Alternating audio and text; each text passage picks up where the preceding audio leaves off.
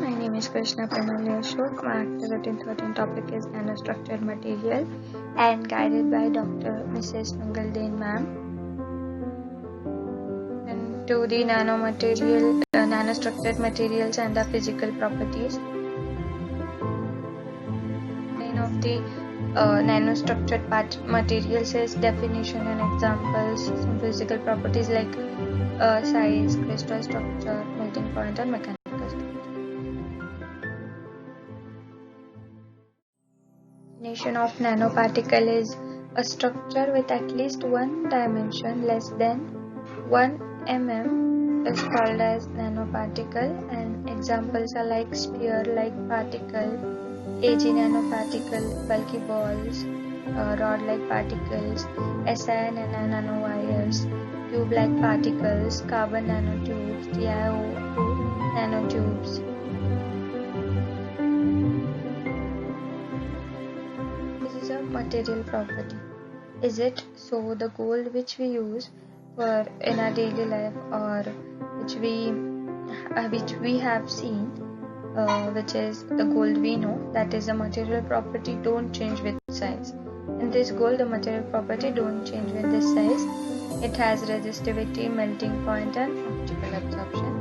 And the gold which is being discovered, which material properties such as optical and the absorption shown here change with the size of gold nanoparticles. Characteristics of nanoparticles are large surface to volume ratio, high percentage of atoms or molecules on the surface. Surface forces are very important, while bulk forces are not as important. Metal nanoparticles have unique light scattering properties and exhibit plasmon resonance, and semiconductor nanoparticles may exhibit confined energy states in their electronic band structure.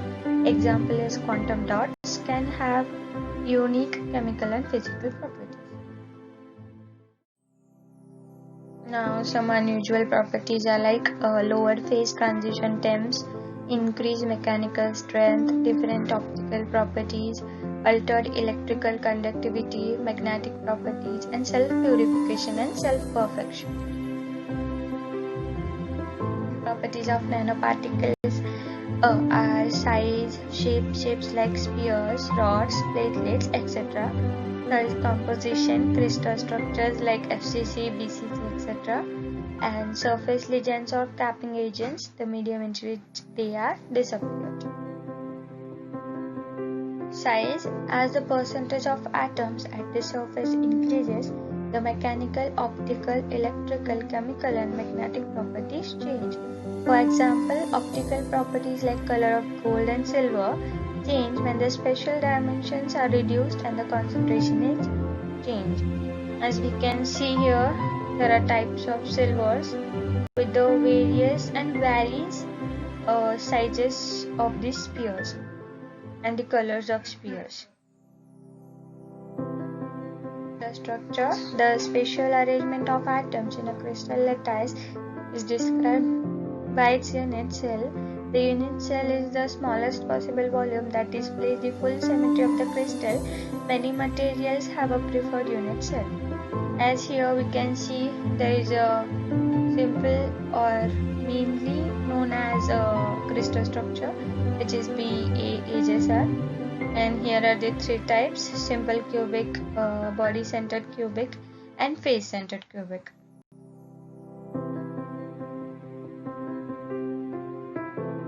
Melting point is a function of particle. Nanoparticles have a lower melting point than their bulk counterparts. Now here is the graph of melting point of gold nanoparticles as a function of their size. Here the graph increases at certain levels, it comes to the constant level. Strength, calculated values for mechanical strength of idealized textiles is equals to 100 to 1000x, then experimental, and differentiate between wires and nanocomposites. And third is transition to higher strength occurs at about 10 microns above the nanoscale. And two possible reasons are lower number of defects inside nanowire, and second is fewer surface defects. Now we will see the video related to nanomaterials.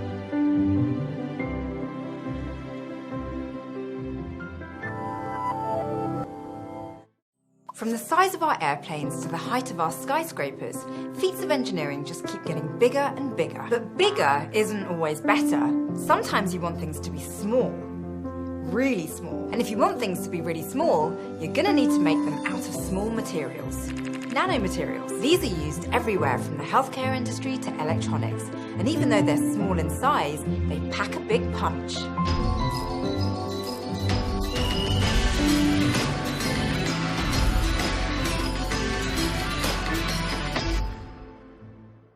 It's easy to think of big problems, ones that you can see, but many of today's most important problems are actually microscopic. Think of things like cancer or autoimmune diseases. These are issues at the cellular level, far too small to solve with any conventional tools. And even if we find a solution to the root problem, the body's own defense mechanisms will often see a potential cure as a threat and attack it. A good example of this is type 1 diabetes, a chronic condition that requires treatment with insulin.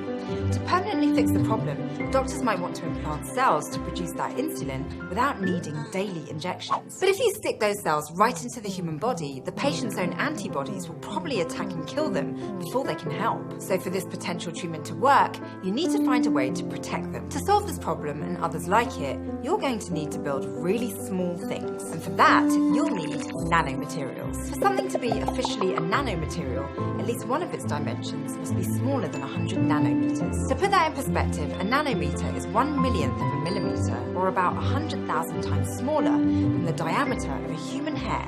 So pretty tiny. In fact, most nanoscale materials are too small to be seen even with the help of conventional microscopes, like the ones you might find at your high school or college. If you want to take a look at nanomaterials, you'll have to use a better microscope, like an electron microscope, some of which can magnify samples by up to 1 million times. Even then, to actually work on the nanoscale, you need something like the scanning tunneling microscope, which not only allows you to see individual atoms and molecules, but also lets you move them around. So don't let the small size of nanomaterials fool you.